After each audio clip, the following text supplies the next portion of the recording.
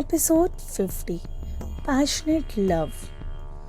आशा उस medical college के अंदर चली जाती है। अंदर रिसेप्शन में बहुत सारे स्टूडेंट थे। आशा ने चपरासी से डॉक्टर हरीश के बारे में पूछा। चपरासी आशा को इंतजार करने का बोलकर डॉक्टर हरीश के कैबिन में पहुंचा।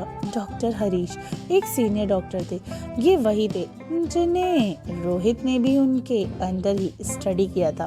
चपरासी ने डॉक्टर हरीश को बताया कि उन्हें अंदर भेजने को कहा। चपरासी ने बाहर जाकर आशा को अंदर जाने के लिए कह दिया। चपरासी के शुक्रिया बोलकर वो अंदर चली जाती है। आशा ने गेट पे नॉक किया तो डॉक्टर हरीश ने उसे अंदर आने को कहा। आशा अंदर जाकर डॉक्टर हरीश को ग्रीट करती है। डॉक्टर हरीश मुस्कुराकर अपना सर हिला देते हैं, फिर आशा को बैठने को कहते हैं। आशा थैंक यू सर बोल रही थी और उनके सामने चेयर पर बैठ जाती है। डॉक्टर हरीश तो आशा आप अपने सारे डॉक्यूमेंट्स लेकर आई हैं? आशा यस सर। फिर वो अपने बैग में से कुछ पेपर्स निकालती है। डॉक्टर हरीश उसे देखकर बोलते हैं वैसे तो मैंने सब कुछ ऑलरेडी चेक कर ही लिया है। आज सभी स्टूडेंट्स का फर्स्ट डे है, वो भी बस इंट्रोडक्शन ही होगा।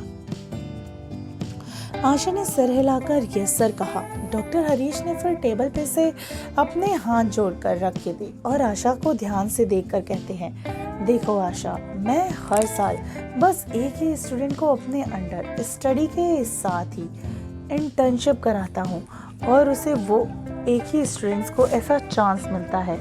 आज तक कई सारे स्टूडेंट्स गए और अभी के टाइम पे अपने लेवल पे सब बेस्ट डॉक्टर्स हैं। उन सब में से एक ऐसा भी डॉक्टर है जिसे सिर्फ इंडिया के ही नहीं बल्कि वर्ल्ड के भी सबसे अच्छे डॉक्टरों में से एक जाना जाता है, डॉक्टर RS। नाम तुमने तो सुना ही होगा ना? आशा उनकी बातें सुनकर क्यूरियस होकर पूछती है सर इसका मतलब डॉक्टर RS आपके स्टूडेंट है? डॉक्टर हरीश मुस्कुरा कर बोलते हैं आशा ये सुनकर बहुत ही एक्साइटेड हो जाती है। उसे तो पहले ही पता था कि डॉक्टर हरीश को काफ़ी नॉलेज है और वो काफ़ी ज़्यादा नॉवेल्स भी हैं। सब उनके अंदर रहकर ही स्टडी करना चाहती है।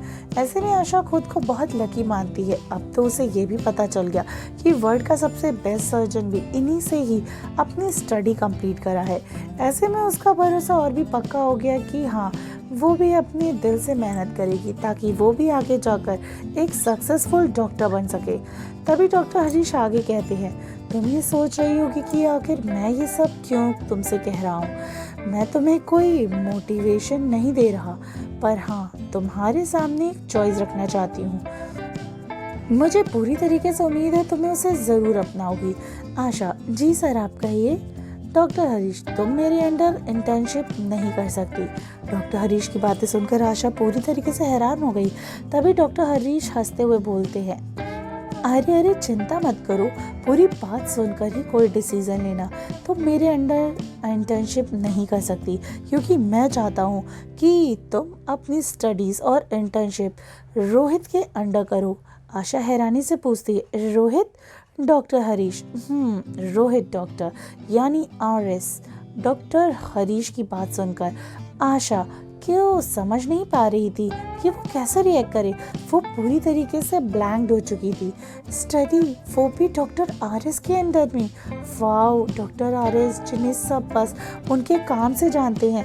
सबको इतना तो पता था कि वो इंडियन है, उसके अलावा किसी के पास उनका कोई भी पर्सनल इन्फॉर्मेशन तक नहीं है सिवाय उनके टीम मेंबर्स को। वो भी उनके बारे में उतना नहीं जान सकते, पर कुछ जानकारी तो थी ही।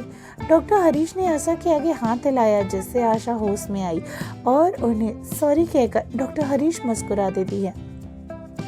उन्हें पहले से ही पता था कि आशा का कुछ ऐसा ही रिएक्शन देखने को मिलेगा।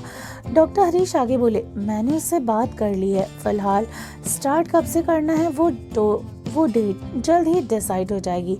तुम्हें कॉलेज आने की ज़रूरत नहीं होगी, रोहित खुद ही सब कुछ डिसाइड करेगा। और भी कुछ जानकारियाँ हैं जो मैं तुम्हें बाद में बताऊंगा, फिलहाल ये रखो मेरा कार्ड। ये बोल उन्होंने आशा के आगे अपना कार्ड रख दिया और आगे बोला ये मेरा पर्सनल नंबर है, मुझे कांटेक्ट कर सकती हो और जल्द ही मैं तुम्हें अपडेट कर दूंगा। डॉक्टर हरीश की बातें सुनकर आशा खड़ी हुई और कहा, thank you so much sir, मैंने सोचा नहीं था कि मुझे इतनी बड़ी अपॉर्चुनिटी हासिल होगी। मैं आपसे मिल सकी। डॉक्टर बनना बस मेरा लक्ष्य ही नहीं, इसमें मेरे इमोशंस हैं और ये आपकी वजह से ही पूरे होने वाले हैं।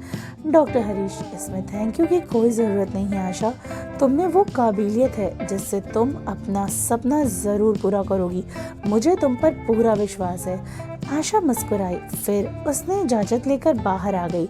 आज वो कितनी खुश थी वो खुद नहीं बता सकती थी। आशा सीधे अपने बसंती के पास गई और सीधा मंदिर की तरफ चली गई। वो अपनी खुशी सबसे पहले महादेव को सुनाना चाहती थी। कुछ देर के बाद उसने अपनी स्कूटी शिव मंदिर के सामने रोकी और वहाँ अंदर की तरफ चली गई। अंदर जाके उसने अपने मन की सारी बातें बता दी। उसने आंखों में खुशी के आंसू आ गए थे। कुछ देर के बाद आशा खुद को बहुत राहत महसूस कर पा रही थी। वो आकर सीढ़ियों पर बैठ गई।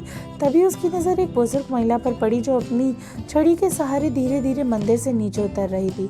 आशा उठकर उनके पास गई और प्यार से बोली, दादी माँ, आपको चलने में थोड़ी प्रॉब्लम हो रही होगी ना, मैं आपकी मदद कर देती हूँ। बुजुर्ग महिला ने आशा की तरफ देखा। उन्होंने मुस्कुराकर हाँ में सिर हिला दिया। आशा ने भी मुस्कुराकर उनका एक हाथ पकड़ फिर दूसरे हाथों को उनके कंधे से पकड़ लिया और धीरे धीरे नीचे उतारने लगी। दादी आशा के चेहरे को प्यार से देखती रहती हैं। आशा ने दादी की तरफ देखा और कहा, दादी, वैसे आप किस तरफ जाना वाली हैं? दादी ने आशा को एक कार की तरफ इशारा किया।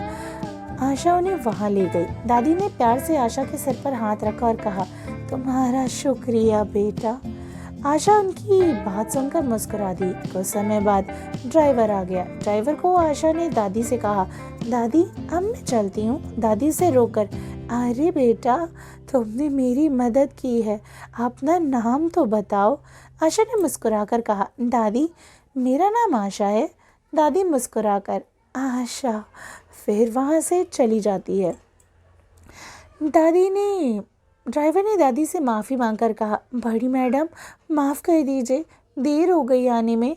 दादी ने आशा को जाते हुए देखकर कहा, कभी कभी जो होता है अच्छे के लिए ही होता है। ये बोलकर वो मुस्कुराकर कार में बैठ जाती है। ड्राइवर ने भी कार स्टार्ट कर दी। आखिर कौन थी ये बूढ़ी औरत और कौन है ये आशा और कौन है ये डॉक्टर RS? जानेंगे कहानी के अगले एपिसोड में बहुत जल्द।